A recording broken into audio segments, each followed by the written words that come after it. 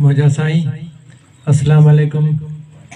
तो उस्ताद साथी उस्ताद फैज़ मोहम्मद जो नंढे में नंढो शागिर्द आखिरी ॾाह के मेतरो गॾु रहियुसि जो मूंखे ख़बर हूंदी।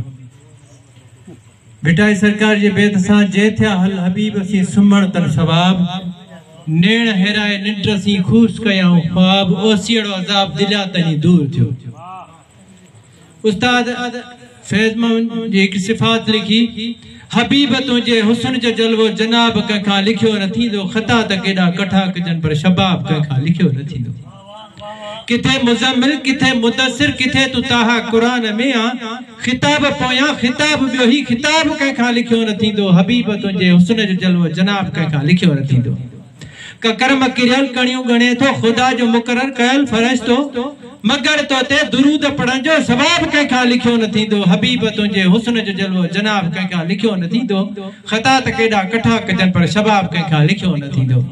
पाबोस तुझा कमर और ज़हरा अजीम खिलकत खुदा बनाई नजीब तुझो नसब ही नूरी निसाब कंखा लिखियो न थींदो। हबीब तुझे हुस्न जो जलवो जनाब कंखा लिखियो न थींदो। हथन चपन्या गलन करे हिते त सज्जन हसीन माण्हू हजार वस्फे हसीन तू हिसाब कंखा लिखियो न थींदो। हबीब तुझे हुस्न जो जलवो जनाब कंखा लिखियो न थींदो। सनाए मुरसल करे तो साथी ज़हनी नाकस हकीर मुंहिंजो सनाए मुरसल करे तो साथी ज़हनी नाकस हकीर मुंहिंजो हुस्न त छा पर हबीब तुझो हिजाब कंखा लिखियो न थींदो। हबीब तुझे हुस्न जो जलवो जनाब कंखा लिखियो न थींदो। खता त केडा कठा कजन पर शबाब कंखा लिखियो न थींदो।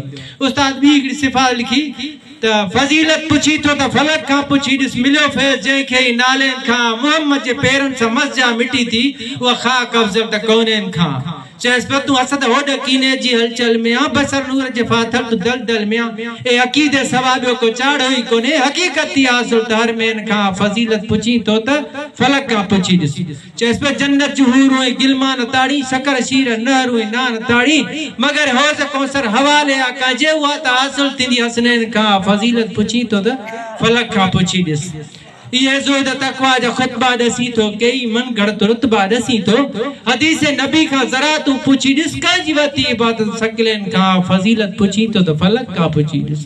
उस्ताद लिखो त बागनी बिस्तन जी बहारी मथे आ मगर मुस्तफा जी दर जी बुहारी मथे आ न बागनी बिस्तन जी बहारी मथे आ मगर मुस्तफा जी दर जी बुहारी मथे आ उडामी साथी अचे जा अखिन ते उहा दस दुबारा थी दारन का फजीलत पूछी तो फलक का पूछी दिस।